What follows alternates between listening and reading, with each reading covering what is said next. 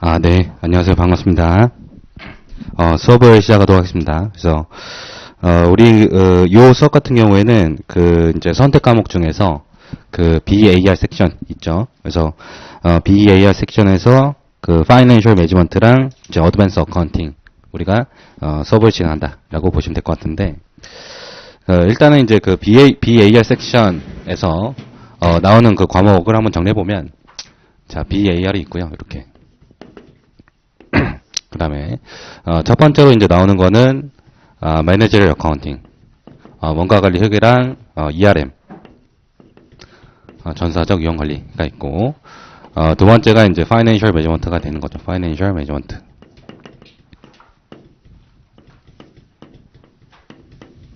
이렇게. 그 다음에 세 번째가 이제 Advanced Accounting. 이렇게 되고, 그 다음에 네 번째가 Government Accounting.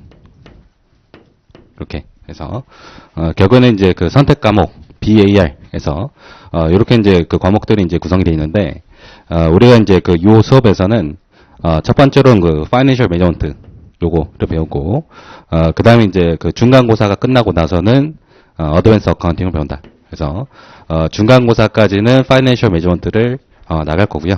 그 다음에, 중간고사 끝나고 나서는 Advanced Accounting 나간다. 라고, 말씀드리고, 그 다음에 이제 간단히 출제 비중을 말씀드리면, 일단은 BA의 섹션에서도, 가장 많이 나오는 거는, 여기 이제 Advanced Accounting에서, 여기서 이제 40%가 나온다. 그래서, 가장 이제 중요하다 보시면 되시고, 그 다음에 이제 정부회계.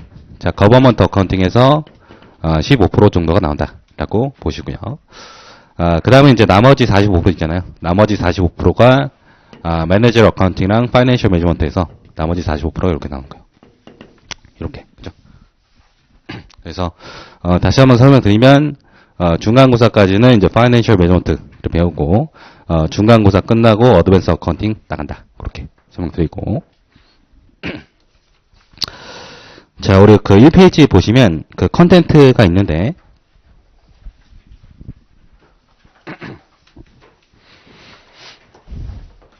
자, Financial Management 교재 보시면 될 것 같아요. 자, Financial Management 교재 1페이지 보시면, 컨텐트 있어요, 컨텐트. 그래서, 우리가 이제 Financial Management에서 배우는 챕터는, 총 이제 9개의 챕터가 있다라고 보시면 되시고, 근데 이제 출제 비중 같은 경우에는, 출제가 거의 안 되는 챕터를 제가 말씀드리면, 챕터 6 있죠. 챕터 6에서, Options and Futures라고 돼 있어요. 옵션과 선불, 요거, 시험에 이제 거의 나오지 않는다라고 보시면 되시고, 정의 정도만 나온다라고 보시고요. 그 다음에 이제 챕터 9의 Other Matter, 기타 사항, 6장과 이제 9장이, 시험에 이제 출제가 거의 안 되고, 나머지 챕터 같은 경우에는 요게 이제 골고루 출제가 되고 있어요. 그래서, 6장과 9장은 사실은 안 배워도 된다라고 보시면 되시고, 자, 3페이지로 이제 바로 가보겠습니다. 3페이지.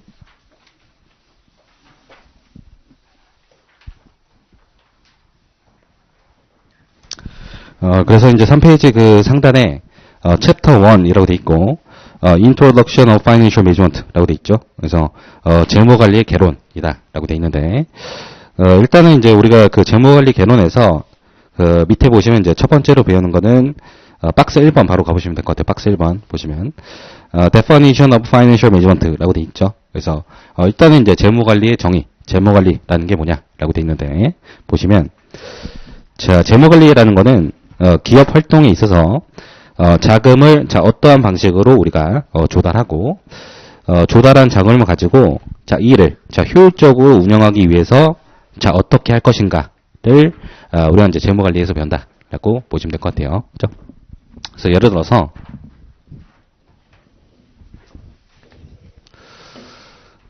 우리가 이제 BS를 제가 이제 그릴 건데, BS.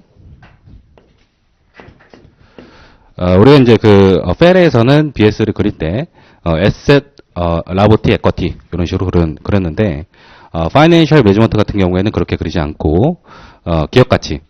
자, Asset을 이제 기업 가치라고, 보시면 되시고, 기업 가치 같은 경우에는 요게 이제 주주의 가치와, 채권자의 가치로 이렇게 구성이 있다. 이렇게. 그래서 재무관리 목적으로는 BS를 Asset은 기업 가치로 보고 기업의 가치는 주주의 가치와 채권자의 가치로 구성이 있다. 이렇게 보시면 되시고 예를 들어서 이제 기업이 어떤 뭐 골프장을 산다고 생각을 해보세요. 골프장. 그래서 뭐 수도권 근교에 있는 골프장을 사고 했다. 그래서 나인홀 골프장이 예를 들어 뭐 800억이다.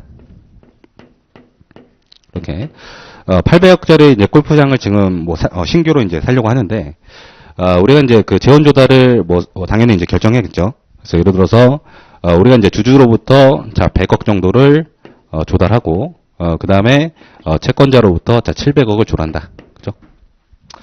자, 그럼 우리가 이제 그 재무 관리의 정의를 다시 한번 읽어 보시면 첫 번째는 기업의 활동에 있어서 자금을 자 어떠한 방식으로 조달할 건지. 그래서 800억짜리 우리가 골프장을 살 건데 자 이거를 주주와 채권자로부터 자 얼마만큼씩 우리가 땡겨올 건지가 첫 번째 이제 재무 관리의 정의가 되는 거고 두 번째는 자 이를 효율적으로 운영하기 위해서 자 어떻게 할 것인가. 그래서 예를 들어서 자 주주와 채권자로부터 자 800억을 땡겨 왔는데 800억을 가지고 우리가 자 골프장에 투자할 수도 있고 다른 뭐 부동산에 투자할 수도 있는 거죠. 그래서 예를 들어서 골프장이 아니고 뭐 공동주택, 아파트라든지 또는 이제 오피스를 살 수도 있는 거고요. 오피스 또는 물류센터 이렇게 여러 가지 이제 그 투자 아니는 거죠. 그래서 결국은 이제 재무관리의 목적이라는 거는 우리가 이제 그 재원 조달한 자금을 가지고 결국은 이제 기업 가치 극대화를 하기 위해서 자 어떤 투자안을 우리가 채택을 해가지고 효율적으로 운영할 건지가 요게 이제 그 재무 관리의 목적이다라고 그렇게 이제 보시면 되시고 자 그다음에 그 밑에 이제 그 박스 2번에 circulation process of money라고 돼 있죠. 그래서 우리가 이제 재무 관리를 배우기 위해서 첫 번째로는 이제 자금의 순환 과정이라는 걸 이제 알아야 된다라고 돼 있죠. 그래서 밑에 보시면 재무 관리를 이제 전반적으로 이해하기 위해서는 우리가 이제 기업과 관련된 자금이 자 어떻게 흘러가는지에 대해서 우리가 파악해야 된다라고 돼 있는 거예요. 그래서 거기 이제 밑에 그림을 보시면 좋은데 다시 한번 그려보면 자 여기다 BS를 다시 한번 그려볼게요. 자 BS가 이렇게 있고 그 다음에 골프장을 우리가 샀는데 골프장 샀는데 이거를 이제 우리가 주주와 채권자로부터 조달했다. 그래서 800억인데 주주로부터 100억 그 다음에 채권자로부터 700억 이렇게 그죠? 자 그러면 이제 그 자금의 순환 과정이라는 거는 자 첫 번째 자 기업이 이제 그 골프장을 샀잖아요. 자 요 골프장을 우리가 자 operating asset 자 영업 자산이라고 하는데 첫 번째로는 이제 요 영업 자산에서 발생하는 현금 흐름 유입이 있겠죠. 그거를 자 operating cash flow라고 하는 거예요. OCF. 자 영업 자산으로부터 발생하는 현금 흐름을 OCF라고 한다. 그렇죠?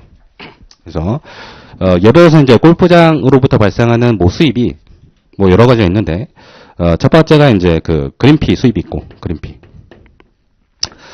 두 번째는 카트 대여 수입이 있고 카트 대여.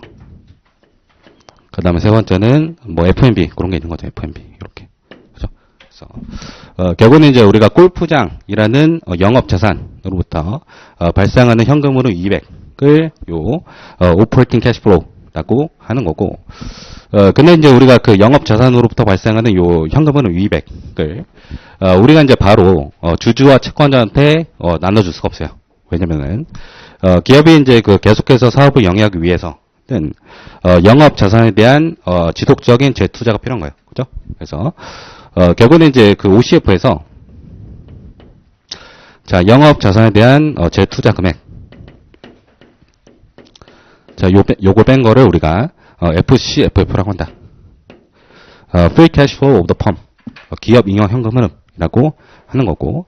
그래서 예를 들어서 이제 그 골프장 같은 경우에는 자 영업 자산에 대한 재투자 금액 같은 경우에는 당연히 이제 그 골프 코스에 대해서 주기적으로 우리가 이제 유지 관리해야 되는 거고, 그 다음 이제 그 클럽하우스가 노후화가 되는 경우에는, 주기적으로 우리가 이제 리모델링도 해야 되고, 그 다음 이제 카트 같은 경우에는 그 카트 배터리를, 주기적으로 이제 교체해줘야 된단 말이에요. 그죠?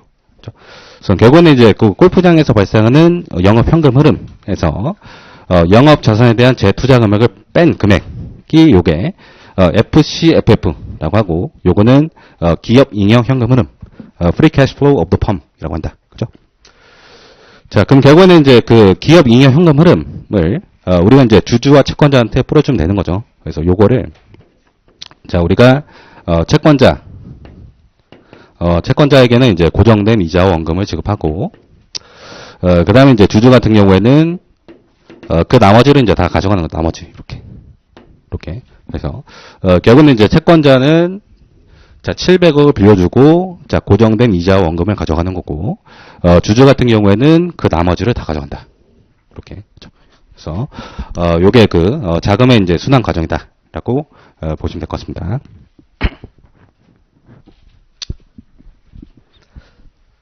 자, 교재 그 표 밑에 보시면, 그 화살표가 있는데, 화살표.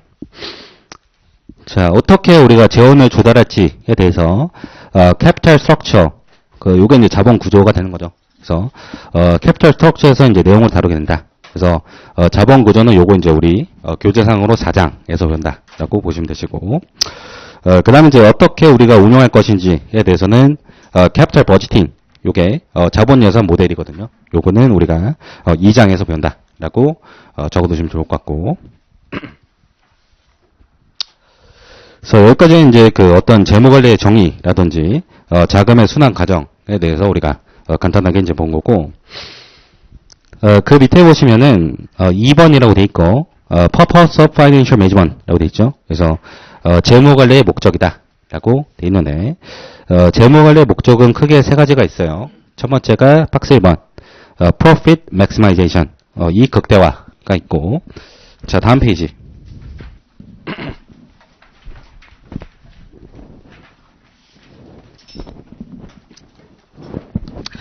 자, 두 번째 그 재무관리의 목적은 corporate value maximization, 기업 가치 극대화가 있고, 세 번째가 이제 shareholder wealth maximization, 주주 가치 극대화라는 게 있는데, 일단은 이제 그 재무관리의 그 목적은 박스 2번이 정답이에요. 박스 2번 보시면 기업 가치 극대화다. 그래서 재무관리의 재무관리의 목표는 기업 가치 극대화 있다라고 보시면 되시고. 다만 이제 그 박스 1번의 그 이익 극대화가 과거에 이제 재무관리의 목표였던 적이 있었는데, 이익 극대화 같은 경우에는 요게 이제 그 여러 가지 문제점이 있어가지고 지금 현재는 재무관리 목적이 아니다라고 보시면 되는 거예요. 그죠? 자, 그러면 이제 그 이익 극대화를 우리가 재무관리 목적으로 봤을 때 발생할 수 있는 문제점이 뭐냐라고 보시면, 동그라미 1번 있죠? 동그라미 1번 보시면. 자, ambiguity of concept of profit 이라고 돼 있죠. 그래서 이 개념 자체가 굉장히 불분명하다라고 돼 있어요. 그래서 이익이 이제 그 뭐 단기 이익인지 장기 이익인지도 굉장히 모호하고, 그다음에 이제 이익 같은 경우에는 그 회계 처리의 방법에 따라서 이익이 또 달라질 수 있는 거죠. 그래서 뭐 재고자산 관련해서 뭐 원가 흐름의 가정이라든지 뭐 유형자산 관련해서 뭐 상각 방법의 변경, 그런 것들에 따라서 이익이 달라지기 때문에 그 이익의 개념 자체가 굉장히 이제 불분명하다라고 보시면 되시고, 자 그다음에 그 밑에 이제 동그라미 2번에 자 ignoring the time value of money라고 돼 있죠. 그래서 이익 극대화를 우리가 재무관리의 목표로 보는 경우에 발생할 수 있는 두 번째 문제점이 이익 같은 경우에는 이제 화폐의 시가치를 고려하지 않는다라고 돼 있는 거죠. 그래서 그 밑에 이제 보시면은, 회계 이익 극대화의 경우에는 우리가 화폐의 시가치를 고려하지 않는다라고 돼 있죠. 그래서, 동일한 이익이더라도, 이익이 발생하는 시점에 따라서, 투자안의 가치는 달라진다라고 돼 있는데, 뭐, 간단하게 이제 사례 들어보면, 자, 예를 들어서 이제 투자안이 이제 두 개가 있는데, A 투자안이 있고 이제 B 투자안이 있다. 이렇게. 그죠? 근데 이제 투자 기간이 이제 3년이다. 이렇게. 근데 이제 A 투자한 같은 경우에는 1기 말 시점에 요게 500만큼의 뭐 이익이 발생하고 2기와 3기에는 100만큼씩 자 이익이 발생했다. 자, 요게 이제 그 A 투자이고 그다음 이제 B 투자한 같은 경우에는 자, 1기 말과 2기 말에 이제 100만큼의 요 이익이 발생하고 3기 시점에 이제 500만큼의 이익이 발생한다. 라고 했을 때 우리가 이제 그 재무 관리의 목표를 자, 이익 극대화로 가정하는 경우에는 A 투자안과 이제 B 투자안의 어떤 A 투자안과 B 투자안이 요게 이제 무차별하다라고 우리가 그렇게 이제 결론을 내릴 수가 있는데 이제 결국에는 이제 우리가 화폐의 시장 가치를 고려했을 때는 누가 보더라도 자, B 투자안보다는 A 투자안이 가치가 높다라는 거를 알 수 있는 거죠. 그죠? 그러니까 결국에는 이제 그 우리가 회계 이익 극대화를 재무 관리 목표로 하는 경우에는 화폐의 시장 가치를 무시하게 된다. 요게 이제 문제점이 있는 거죠. 자, 다음 페이지.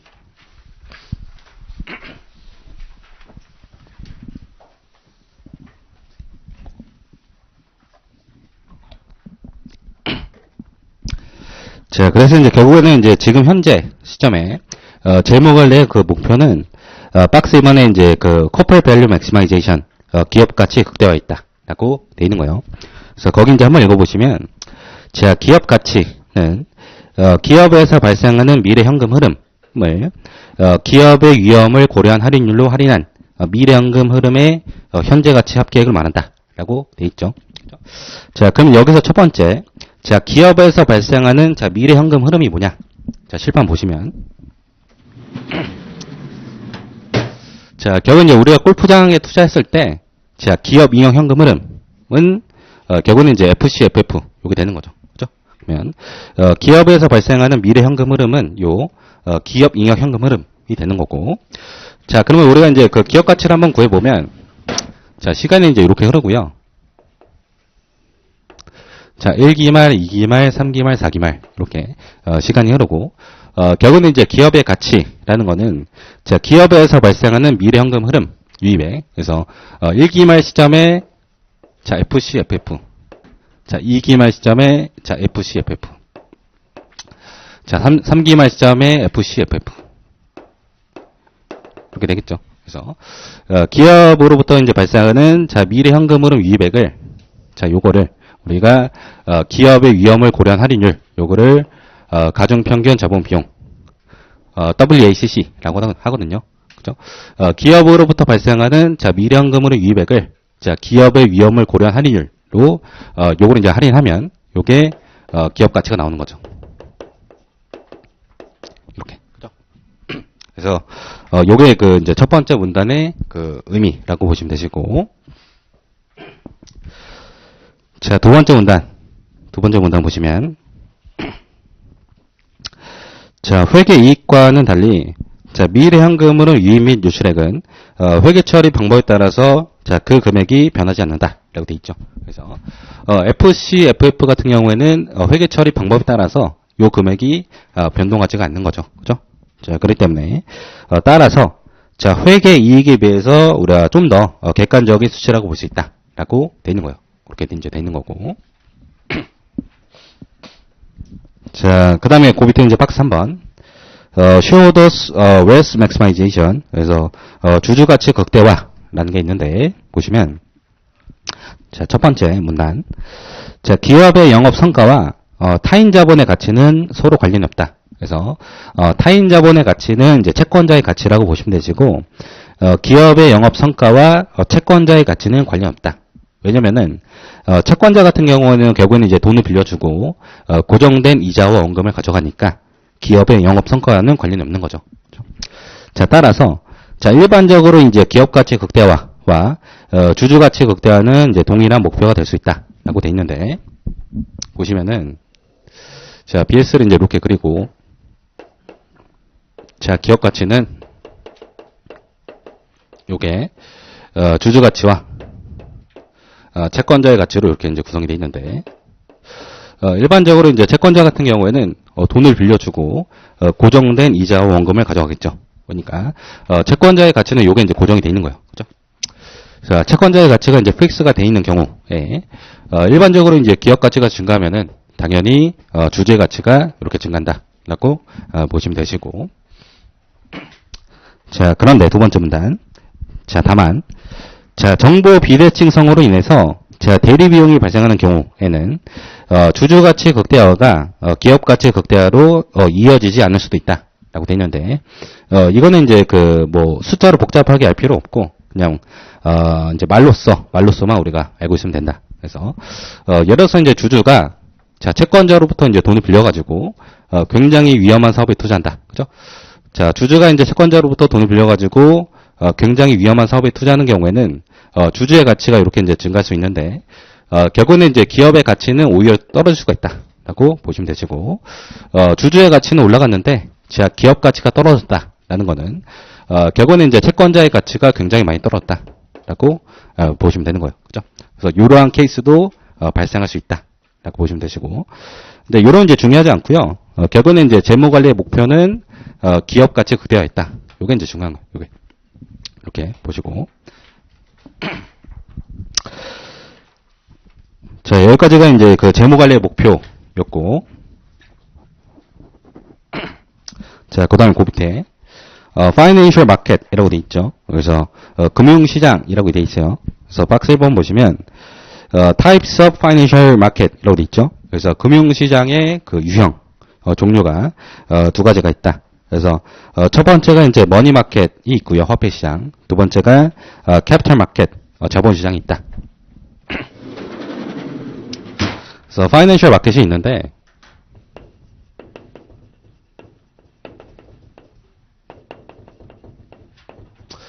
자, 요게 이제 그 두 가지로 구성이 되는 거죠. 그래서 첫 번째가 요게 이제 머니 마켓이 있고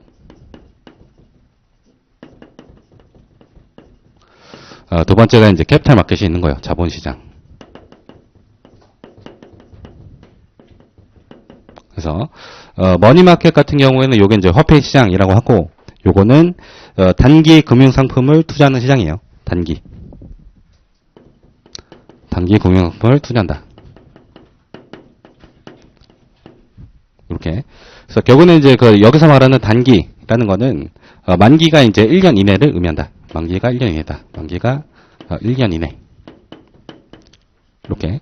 그래서 단기 금융 상품에 해당이 되는 거는 거기 이제 밑에 보시면 CD가 이제 양도성 예금 준서고 CP가 이제 기업원 커머셜 페이퍼가 되는 거죠. 그래서 CD라든지 CP 또는 트레저리 빌.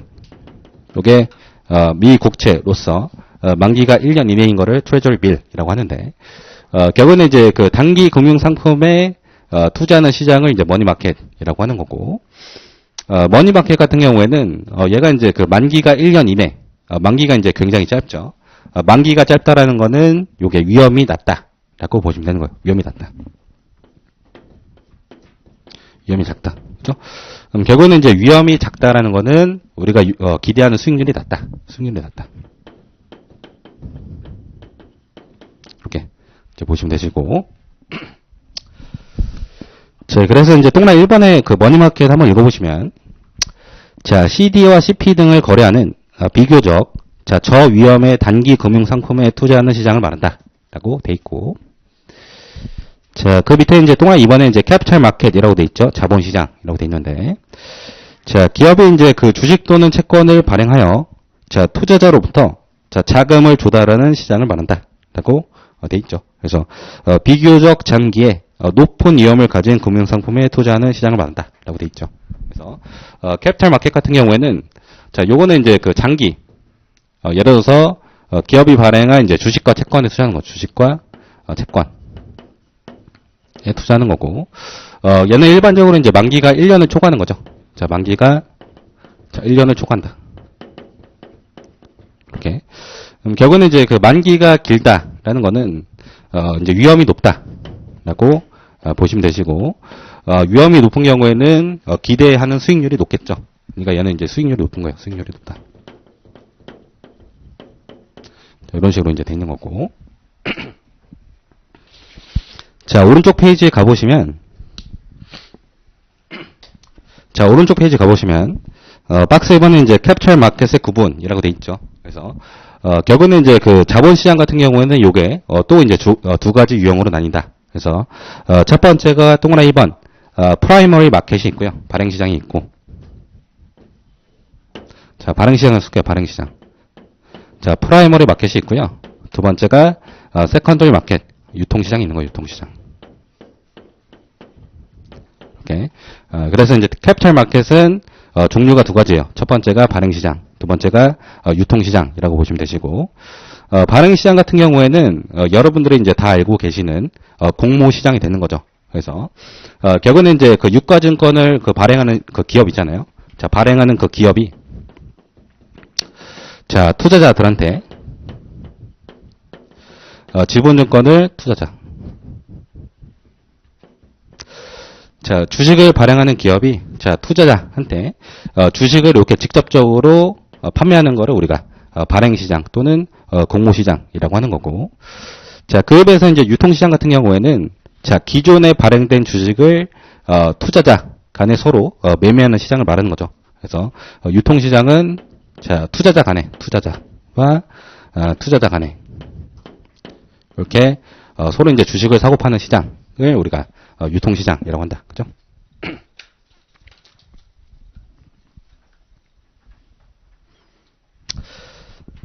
자, 교재 동그라미 1번 보시면 자, 프라이머리 마켓이라고 되어 있죠. 발행시장 보시면 밑에 The market for newly issued share라고 되어 있죠. 그래서 새롭게 발행된 주식에 대한 시장이다 라고 되어 있고 shares are sold directly from issuer to investor 라고 되어 있죠. 그래서 주식이 자, 주식의 발행자로부터 투자자에게 직접적으로 팔리는 그 시장을 우리가 프라이머리 마켓이라고 한다라고 돼 있고. 자, 그다음에 그 밑에 이제 그 동네 이번에 세컨더리 마켓이라고 돼 있죠. 유통시장 보시면 secondary market provide for trading of previously issued securities among investors라고 돼 있죠. 그래서 secondary market 같은 경우에는 자, 기존에 발행된 주식에 대해서 주주들 간에 서로 주식을 이제 매매할 수 있는 시장을 말한다라고 돼 있고, 그 밑에 두 번째 점, secondary market include 자, exchange and over the counter market라고 돼 있죠. 그래서 유통 시장 같은 경우에는 자, exchange market 요게 이제 장내 시장이고, OTC 마켓이 장외 시장이죠. 그래서 유통 시장은 장내 시장과 그 장외 시장을 모두 포함한다라고 그렇게 돼 있는 거고.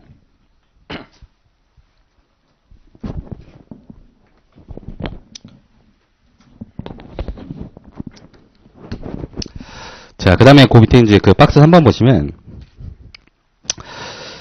cost of equity or cost of debt, required rate of return, 라고 돼 있죠. 그래서, cost of equity가 요게 이제 그 자기 자본 비용이라고 하는 거고, cost of debt은 타인 자본 비용을 말하고요. 그 다음에, required rate of return, 요거는, 투자에 따른 이제 요구 수익률을 말한다라고 보시면 되는데, 자, 동그라미 1번에 이제 그 cost of equity와 cost of debt부터 보시면, 자, 기업의 관점에서, 자, 재원 조달에 따른 주주 및 채권자에게 지급해야 하는 대가, 결국은 재원 조달에 따른 대가를 우리가 cost of equity 또는 cost of debt이라고 하는 거고, 그 다음에 두 번째가 이제 required rate of return 있죠. 요구 수익률 보시면, 투자자의 관점에서, 자, 기업의 채권자 또는 주주로 투자함에 따라서 요구하는 수익률이 요게 required rate of return이다 라고 돼 있는데,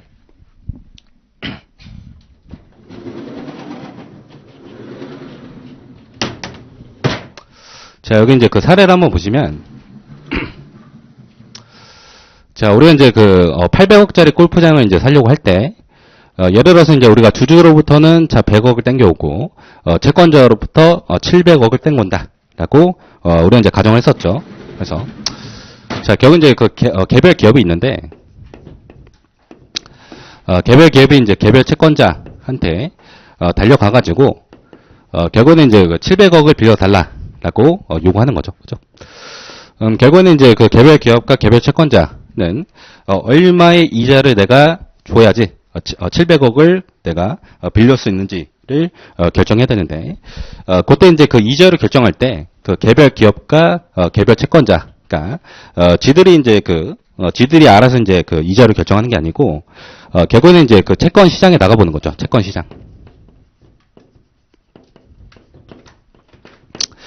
자, 채권 시장에 이제 보시면, 자, 해당 기업과 자, 비슷한 사업을 영위하고 있는, 그 기업에 대한 채권의 그 시장, 이자율이 나와 있어요. 시장 이자율. 이렇게. 그렇죠. 결국은 이제 그 개별 기업과 개별 채권자가, 700억과 관련해서, 자, 이자율을 결정할 때, 결국은 이제 채권 시장에서 형성된, 시장 이자율을 토대로, 자금 거래를 한다라고 보시면 되는 거죠. 이렇게. 자, 그럼 요때, 결국에는 이제 기업 입장에서, 채권자로부터, 재원 조달함에 따른 그 대가를, 우리는 이제 cost of debt이라고 하는 거예요. 요거는 이제 타인 자본 비용이라고 하는 거고. 이렇게.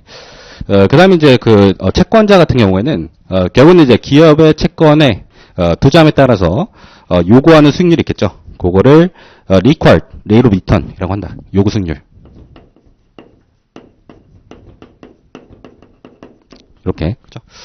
자, 그럼 결국은 이제 채권 시장에서 형성된 요, 해당 채권의 시장 이자율이, 결국은 이제 기업 입장에서는, 타인 자본 비용이 되는 거고, 채권자 입장에서는, 채권 투자에 따른, 최소한의 요구 수익률이 된다. 결국에는 이제 같은 개념이다. 라고 보시면 되시고, 요게 이제 결국에는 이제 주주와의 관계도 똑같겠죠. 그래서, 자, 개별 기업이 있고요. 자, 그 다음에 이제 개별 주주가 있는데, 결국에는 이제 기업이 주주로부터, 자, 100억을 땡기려고 할 때, 자, 내가 이제 너한테 얼마의 기대 수익률을 주면, 100억을, 땡겨올 수 있냐? 라고 했을 때, 그때도 똑같이 우리가, 주식시장에 나가보는 거예요, 주식시장. 자, 주식시장에 나가보시면, 자, 해당 기업과, 자, 비슷한 사업을 영위하고 있는 기업에 대한, 주식의 시장 수익률이 있겠죠. 주식의, 시장 수익률이 있다. 이렇게.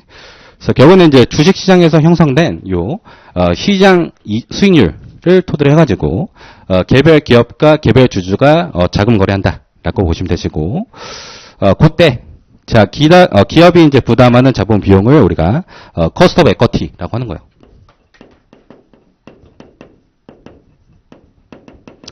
요게 이제 그 자기 자본 비용이다. 이렇게 보시면 되시고, 그 다음에 이제 주주 같은 경우에는, 주식 투자에 따른 요구 수익률이 되는 거죠. 그래서 얘는, 요구 수익률이다. 이렇게, 보시면 되시고. 그래서 결국은 이제 우리가 재무관리에서는, 요 그림을 이제 배운다고 보시면 되는 거예요. 그래서 예를 들어서, 주식 시장에서의 뭐 시장 수익률은, 요건 이제 우리가 3장에서 배우는 거고, 3장. 그죠? 그 다음에 이제 그 자기 자본 비용과 타인 자본 비용 같은 경우에는 요건 이제 우리가 4장에서 배워, 4장. 이렇게 4장에서 배우고. 그 다음에 이제 채권 시장에서의 요 시장 이자율 같은 경우에는 요게 7장에서 이렇게 배운다고 보시면 되는 거예요. 그죠? 요게 이제 그 재무 관리의 큰 그림이다. 라고 보시면 될 것 같고.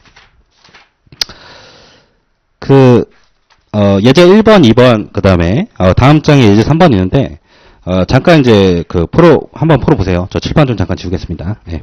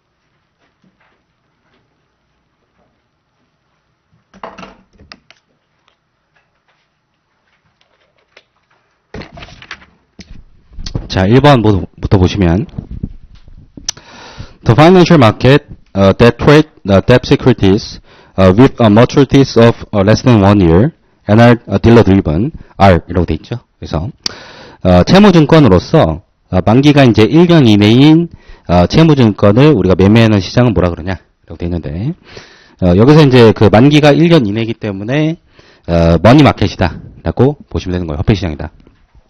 그래서 1번의 정답은 이제 D번이다 라고 그렇게 고르시면 되시고 만기가 1년 이내니까 그렇게. 자, 그 다음에 이제 그 밑에 예제 2번 보시면 자, in capital market 자본시장에서 the primary market is concerned with the provision of new fund for capital investment through 라고 돼 있죠. 그래서 이제 발행시장 같은 경우에는 우리가 어떤 이제 새로운 투자에 대해서 투자를 할 때 우리가 재원을 조달하는 건데, 자, 어떤 거를 통해서, 자, 재원을 조달하는 거냐? 라고 돼 있는데, 발행시장 같은 경우에는 우리가 이제 새롭게 주식과 채권을 발행함으로써, 재원을 조달하는 시장이다. 라고 고르시면 되는 거죠. 그죠? 그래서, 정답이 2번.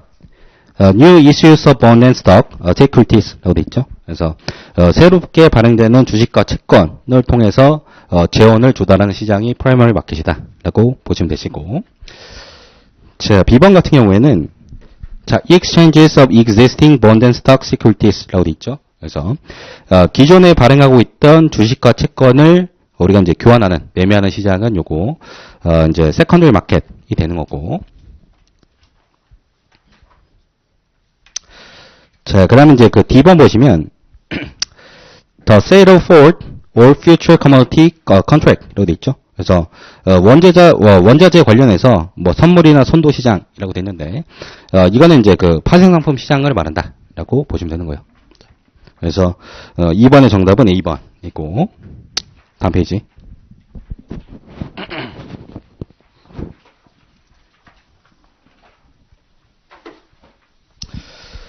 자, 3번.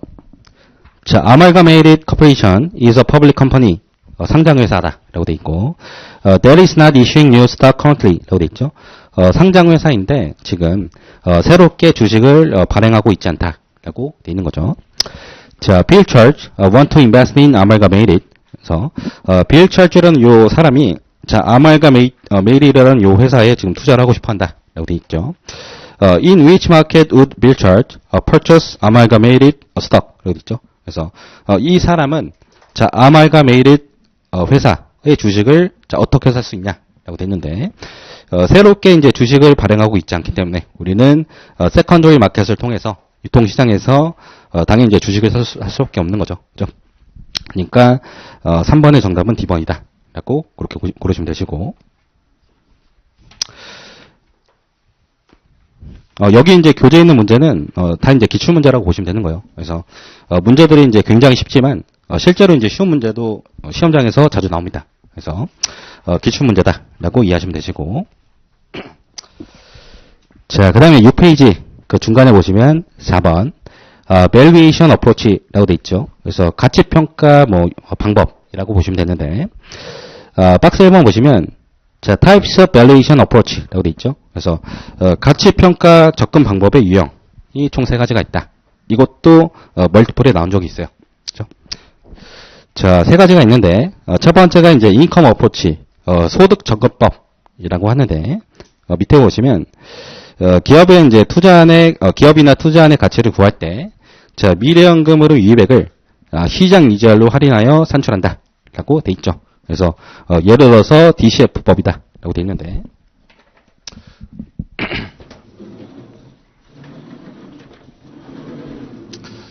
자, 결국은 이제 가치 평가 방법이 첫 번째가 자, 인컴 어프로치가 있는 거죠. 소득 접근법.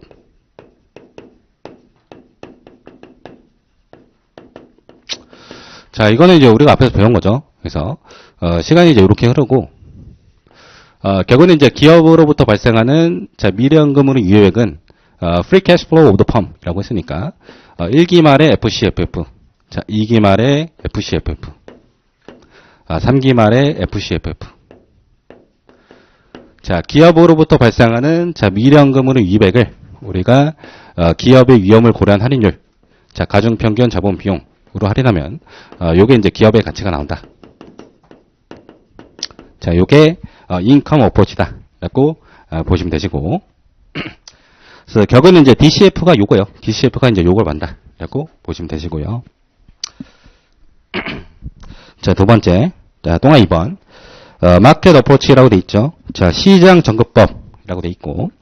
자, 시장 접근법은 자, 일몰일가의 법칙을 이용한 방법이다. 그래서 일몰일가라는 거는 자, 하나의 물건에 대해서는 자, 하나의 가격만 존재된다라고 보시면 되는 거예요. 그래서 자, 어떤 자산의 가격은 자, 그 자산과 동일한 또는 거의 유사한 자산의 가격과 일치된다라고 되어 있는데, 두 번째가 이제 그 마켓 어프로치가 되는 거죠. 시장 접근법.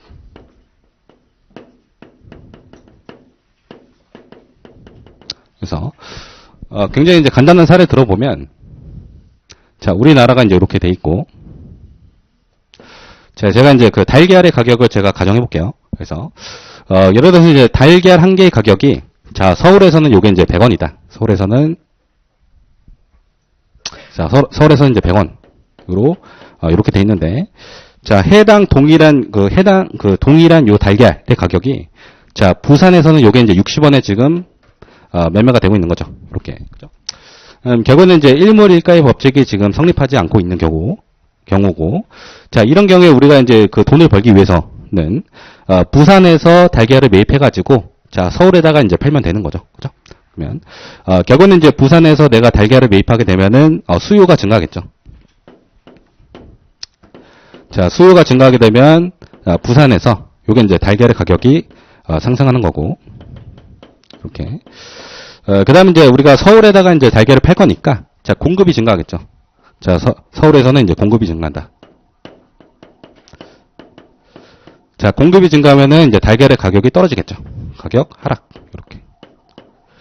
그래서 결국에는 이제 내가 자, 부산에 있는 달걀을 사가지고 자, 서울에다가 이제 팔게 되면 결국에는 이제 서울과 요 부산의 달걀의 가격은 자, 하나의 가격으로 수렴하게 된다. 그거를 균형 가격이라고 하는 거예요. 균형 가격. 이렇게. 그죠? 요거는 이제 제가 그 일몰일가의 법칙에 대해서 굉장히 이제 간단한 사례를 들어드린 거고, 우리 그 이제 재무관리 목적의 그 사례는, 요 이제 시장 접근법이라는 거는, 자, 요거는 이제 우리 교재상으로, 요게 이제 그 6장에 나와요, 6장. 6장에 선물과 옵션.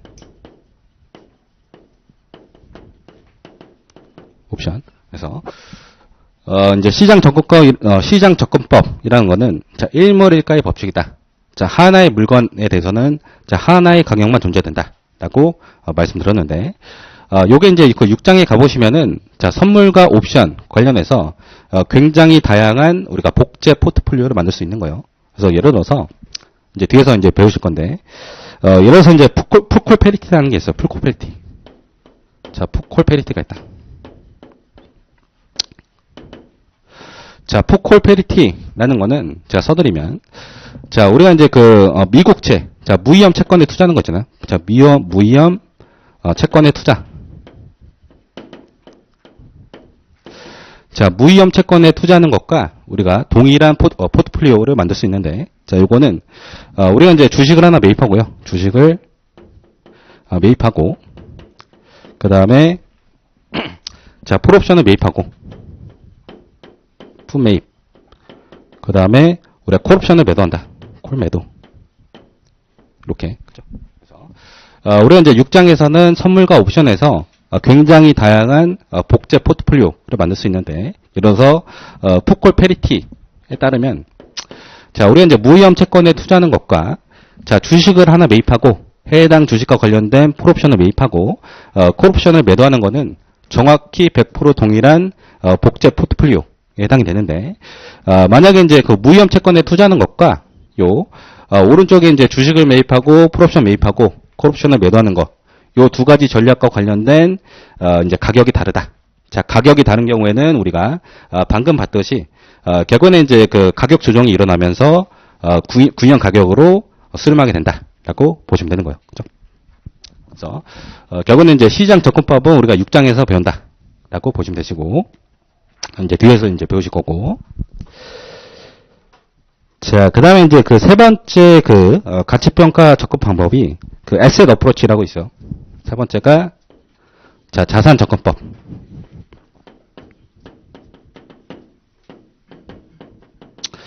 자, 동네 3번의 이제 asset approach 같은 경우에는, 자, 오른쪽에다가, 써놓으세요. cost approach.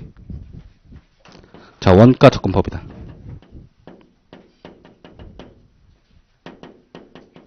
이렇게.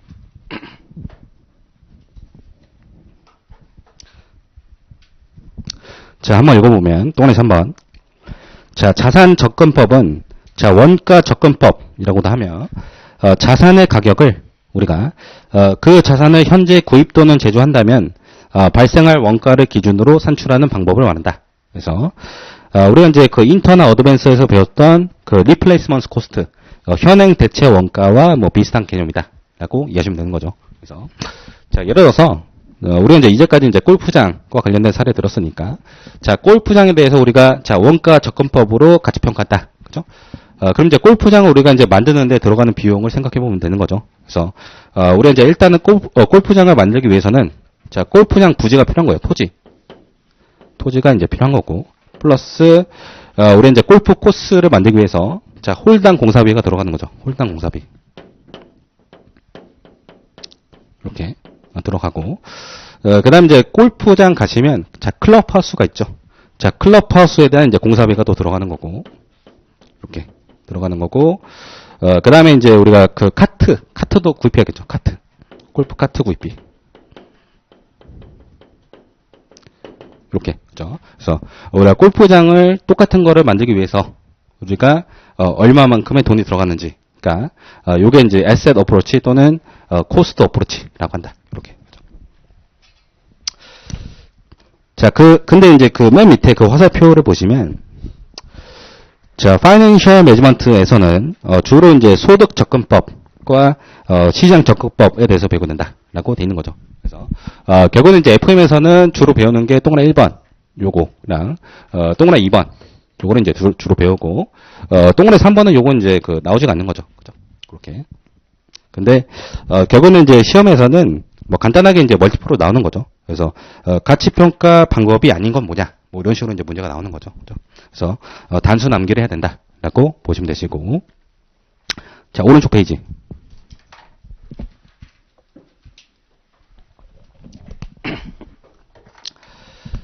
7페이지 그 상단 보시면,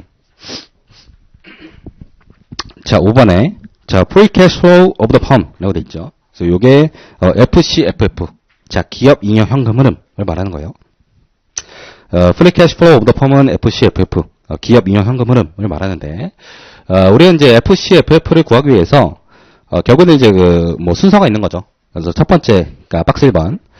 자, Reconstitution of a Balance Sheet 이라고 돼 있죠. 그래서, 재무상태표의 재구성이라고 돼 있는데, 자, 밑에 읽어보시면, 자, 회계상의 BS는, 자, 우리가 이제 1년을 기준으로, 유동, 비유동으로 이제 작성하지만, Financial Management 목적의 밸런스 sheet는, 기업의 이제 재원 조달과, 자, 운용 현황을, 쉽게 보기 위해서 다른 방식으로 밸런스 시트를 작성한다. 라고 돼 있죠.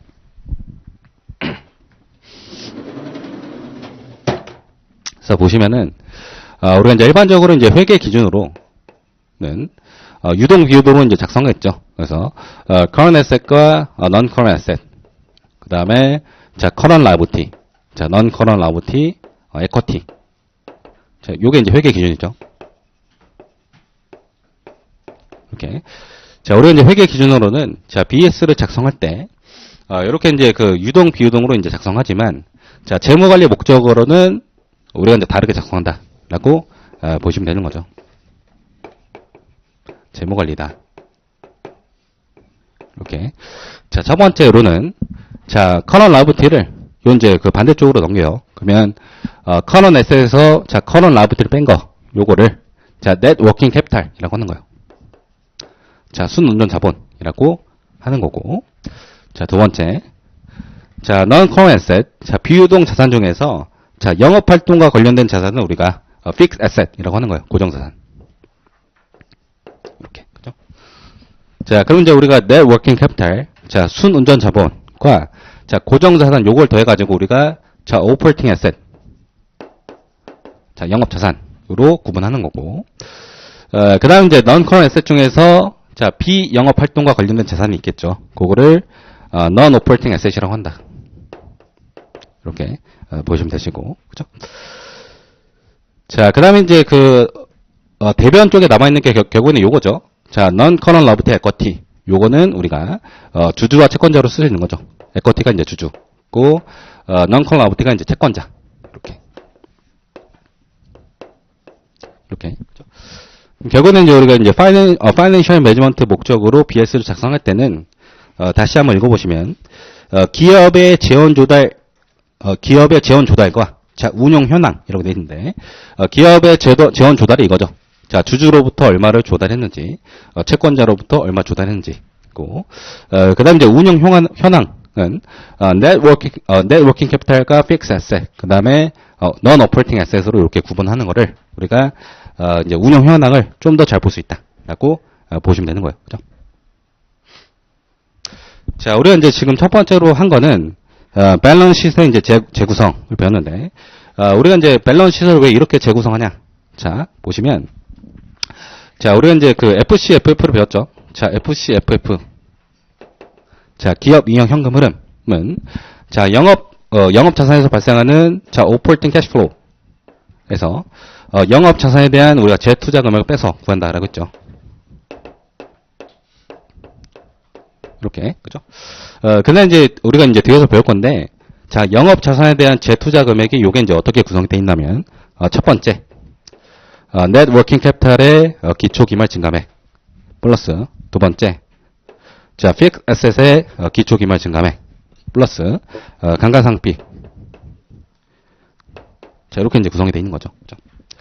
그래서 결국에는 우리가 자, FCFF를 구하기 위해서 자, 영업 자산에 대한 재투자 금액을 구해야 되는데, 자, 여기 이제 구성 내역을 보시면, net working capital의 기초 기말 증가액과 fixed asset의 기초 기말 증가액이 있잖아요. 그죠? 결국에는 이제 우리가 요 금액을 구하기 위해서, 자, 재무 관리 목적으로 BS를 이렇게 재구성해야 우리가 net working capital의 기초 기말 증가액과 fixed asset의 기초 기말 증가액을 알 수 있게 된다라고 보시면 되는 거죠. 그죠? 그렇게.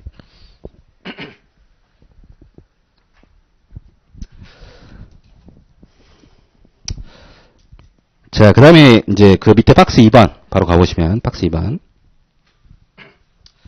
자, 우리 이제 박스 1번에서는 이제 밸런스 시트에서 이제 재구성했고, 박스 2번 같은 경우에는 자, reconstitution of income statement라고 돼 있죠. 그래서 손익 계산서를 재구성한다라고 돼 있는데, 자, 밑에 읽어보시면, 자, 회계상의 손익 계산서는 자, 발생주의를 기준으로 우리가 계산서를 이제 작성했는데, 자, 파이낸셜 매니지먼트 목적의 손익 계산서는 자, 현금 흐름을 우리가 분석해야 하므로 발생주의에 따른 손익이 아니고 자, 현금 기준의 손익을 기준으로 작성해야 된다라고 되어 있는 거예요. 그죠? 그래서 자, 맨 왼쪽에 표를 보시면 자, 회계 기준의 이제 손익 계산서가 작성이 되어 있는 거죠. 발생주의 회계에 따라서. 그래서 보시면 자, 영업 수익에서 자, 영업 비용을 빼고 자, 이자 비용을 뺐더니 자, 법인세 차감전 손익 자, earnings before tax가 나왔고, 여기서 이제 법인세 비용을 빼면은 net income이 나오고, net income에다가 이제 other comprehensive income, OCI를 더하면, 총 포괄 이익, comprehensive income이 나온다라고 돼 있는데, 이거는 이제 발생주의 회계에 따른, 손익 계산서가 되고, 재무관리 같은 경우에는 우리가 이제 현금 기준으로 작성한다라고 보시면 되는 거예요. 그래서, 자, 오른쪽에 이제, income statement, 재무관리라고 돼 있죠. 그거를 제가 한번 적어볼게요. 보시면 자, 재무관리 목적에 자, 재무관리 목적으로 자, 손익 계산서를 작성한다. 요게 현금주의다 라고 보시면 되시고, 자, 첫 번째는 자, 영업활동 관련된 현금 수익에서 영업활동 관련된 현금 비용을 뺀다. 그죠? 요거를 R-C라고 하는데, 레비뉴에서 코스트를 뺀다라고 보시면 되시고, 현금 수익에서 현금 비용 뺀 거를 우리가 EBITDA라고 하는 거예요. 그래서, 첫 번째는 이제 현금 수익이 있고요. 자, 현금 수익을 R이라고 하고, 자, 현금 수익에서 이제 현금 비용을 빼는 거죠. 자, R-C를 하게 되면, 요거를 EBITDA라고 하는 거예요. EBITDA. 요거를 R-C 이렇게 되는 거고, EBITDA는 이제 보시면 자, earnings before interest expense, tax expense, depreciation, amortization이라고 보시면 되는 거죠. 그래서 현금 수익에서 현금 비용을 뺀 거를 EBITDA라고 한다라고 보시면 되시고, 자, 두 번째, 자, 감가상각비를 뺀다. depreciation 빼는 거죠. 이렇게.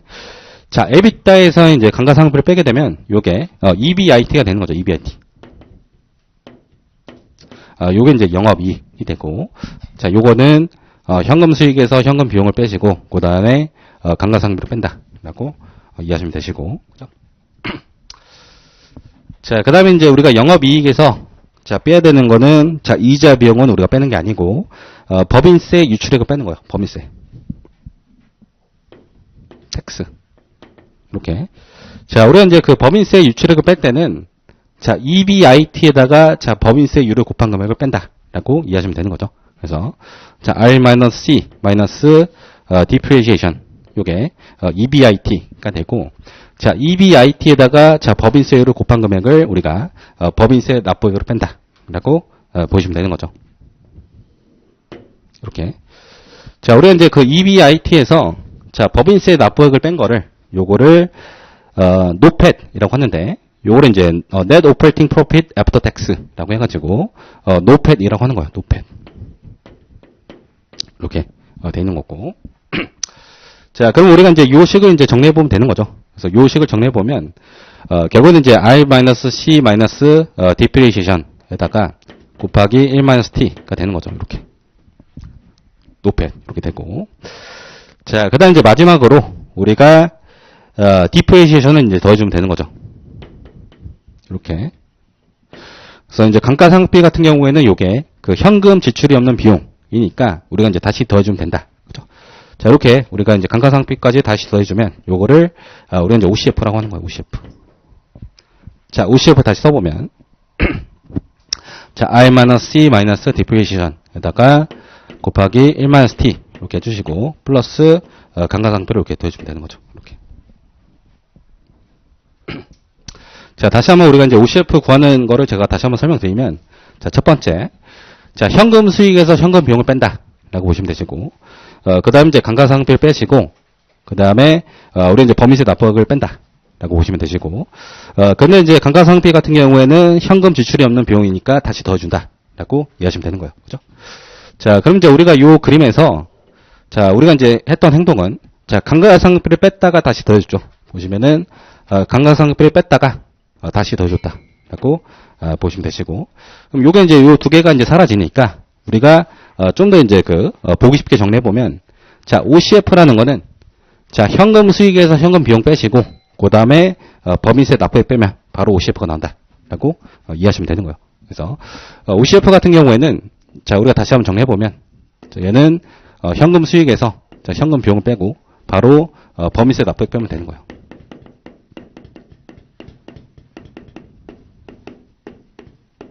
이렇게, 그죠? 자, 다음 페이지.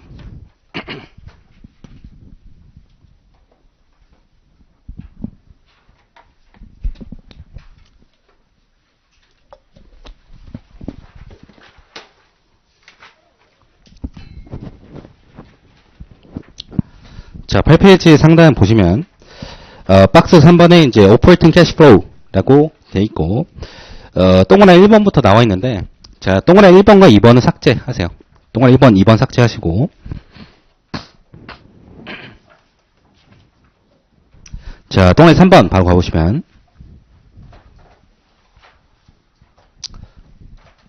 자, 법인세로 인한, 자, 현금 흐름 유출액은, 우리가 이제 OCF 계산 시 차감한다. 라고 있죠. 그래서 보시면은, 자, 우리가 이제 OCF를 구할 때는, 자, 현금 수익에서 현금 비용 빼시고, 그 다음에, 법인세 유출액을 뺀다. 라고 했으니까, 법인세 유출액을 우리가 이제, 고려했다. 라고, 돼 있는 거고. 자, 그 다음에 동그라미 4번 보시면, 자, depreciation, 감가상각비의 경우에는 요게, 비현금 비용이다. 그래서, OCF 계산 시 차감하지 않는다. 라고 돼 있죠. 자, 요 그림을 보시면, 자, 우리가 이제 감가상각비를 뺐다가 다시 더해줬죠. 그러니까, 차가워하지 않았다라고 그렇게 이해하시면 되시고. 자, 다만 문장.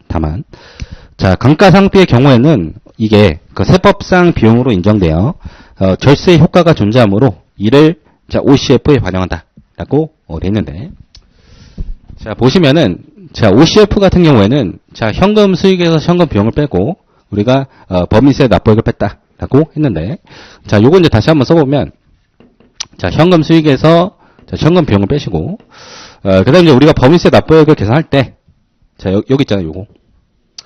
자, EBIT에다가 법인세율을 곱했죠. 보시면, 자, R-C 마이너스 depreciation. 요게 EBIT. 요거. EBIT에다가 우리가 이제 법인세율을 곱해가지고, 법인세 납부액을 계산했죠. 그죠? 그럼 결국에 우리가, 자, EBIT를 기준으로, 법인세 납부액을 계산했다라는 거는, 감가상각비의 그 법인세 절세 효과를 고려한 거죠. 그죠? 우리가 법인세 나가는 거를 계산할 때, 감가상각비를 빼고 계산했으니까, 절세 효과를 우리가 고려했다라고 이해하시면 되는 거예요. 그죠? 그렇게 돼 있고. 자, 그 다음에 그 밑에 이제 박스 두 개가 있는데, 자, 실제 법인세 유치액이 있고, OCF상 차감하는 법인세가 있는 거죠. 보시면은, 자, 결국은 이제 법인세 유치액이 이제 두 가지가 있을 수 있는데, 첫 번째가, 실제치가 있고, 그 다음에 우리가, 자, OCF상, 차감하는 법인세가 있는 거예요. 이렇게. 자, 우리가 이제 생각을 해보시면, 자, 법인세 납부액의 그 실제치 같은 경우에는, 결국은 이제 현금 수익에서 현금 비용 빼시고, 그 다음에, 감가상각비 빼시고, 여기다가 이제 이자 비용 빼겠죠. 이자 비용까지 뺀, 결국에는 이제 그 세전 이익에다가, 법인세율을 곱해가지고, 요게, 이제 법인세 납부액이, 계산이 될 거고, 결국에는 이제 요게 법인세 실제치, 법인세 납부액, 실제치에 이제 가장 가까운 값인데, 자, 우리가 이제 OCF상 차감하는 법인세는, 자, 세전 이익이 아니고, 자, 현금 수익에서 현금 비용을 빼고, 그 다음에, 감가상각을 뺀, 자, EBIT에다가 이제 법인세율을 곱해가지고, 법인세 납부액을 계산했다라고 했죠. 그죠? 그럼 이상하죠? 자, 실제는 요 위에가 더 가까운데, 왜 우리는 요 아래 거를 쓰냐라고, 이제 반문할 수 있는데, 요거는 이제 우리가 지금 알 수는 없고, 요거는 제가 나중에 70페이지 참고라고 써놓으세요. 70페이지 참고. 이렇게. 그래서, OCF상 차감하는 법인세를 우리가, 자, EBIT에다가 법인세를 곱한 그 이유가 있다. 그거는 제가, 70페이지에서 설명한다. 라고, 이렇게 말씀드리겠습니다. 그렇게.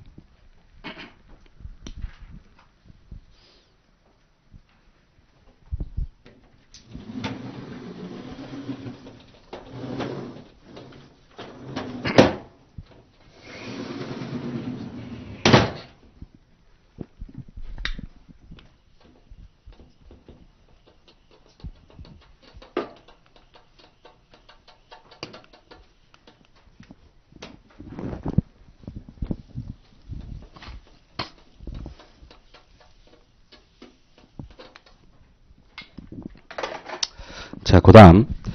자, 그 밑에 이제 그 박스 두 개가 또 있죠. 요거 이제 그 OCF를 우리가 이제 정리하는 건데, 자, 칠판 한번 보시면은, 자, 다시 한번 써보면, 자, OCF 같은 경우에는, 자, 오퍼레이팅 캐시플로우라고 했는데, OCF는 요게 이제 그 현금 수익에서 우리가 현금 비용을 빼고, 그 다음에 이제 법인세를 빼는데, 자, R-C 마이너스 depreciation. 자, EBIT에다가 우리가, 법인세율을 곱한 금액을 뺀다라고 했고, 그죠? 요게 OCF고. 그럼 이제 우리가 요 식을 이제 정리할 수 있는데, 첫 번째. 자, R-C로 이제 묶을 수가 있는 거예요. 그래서, 자, R-C에다가, 자, 1 법인세율 해주시고, 플러스, 감가상각비에다가, 자, 법인세 곱한 금액을, 우리가 던다. 라고 돼 있죠. 그죠? 자, 그럼 이제 R-C 같은 경우에는 우리가 앞에서 배웠죠. 자, 현금 수익에서 현금 비용 뺀 거를 EBITDA. 라고 했으니까. 자, 요 식을 다시 한번 정리해보면, 자, 요거는, 자, EBITDA에다가 1 법인세율을 곱하시고, 플러스, 감가상각비에다가, 법인세율 곱한 금액을 더한다. 라고 우리가 쓸 수 있고. 그래서, 첫 번째 이제 OCF를 구하는 식은, 에비타 곱하기 1 마이너스 법인세율 플러스 감가상각비에다가 법인세율을 곱한 금액을 더한다. 요게 첫 번째고. 자, 두 번째. 자, 요 이제 두 번째 식에다가 제가 뒤에다가 플러스 이제 감가상각비. 자, 마이너스 감가상각비를 이렇게 해줄게요. 이렇게 해주시고. 그 다음에 이제 요 두 개를 묶을게요. 요 두 개를 마이너스 디프레시에이션으로 묶게 되면 우리가 이제 식을 정리할 수가 있는 거죠. 자, 요거를 이제 정리해보면, 자, R-C 디프레시에이션에다가 곱하기 1-T 이렇게 되는 거고, 요 두 개를 묶은 거예요. 요 두 개를 이렇게 묶고, 그 다음에 이제 남은 거는 요거거든요. 요거 플러스 감가상각비 이렇게 하면 되는 거죠. 그죠? 그럼 결국에는 이제 R-C 디프레시에이션 요게 그 영업이 EBIT가 되는 거죠. 자, EBIT에다가 곱하기 1 마이너스 법인세율 이렇게 해주시고 플러스 감가상각비를 이제 더하면 된다. 이렇게. 자, 그럼 결국에는 이제 우리가 그 OCF를 구할 수 있는 두 가지 방법이 있다. 첫 번째, 자, 에비타에다가 1 마이너스 법인세율을 곱하고 플러스 감가상각비에다가 이제 법인세율 곱한 금액을 더한다. 자, 두 번째, 자, EBIT에다가 자, 1 마이너스 법인세율을 곱하시고 플러스 감가상각비를 더한다. 그죠? 자, 그럼 이제 우리 시험에서는 요 두 개 중에 뭐가 나오냐? 요 위에 게 많이 나온다라고 보시면 되는 거예요. 에비타 자료가 많이 나온다. 이렇게.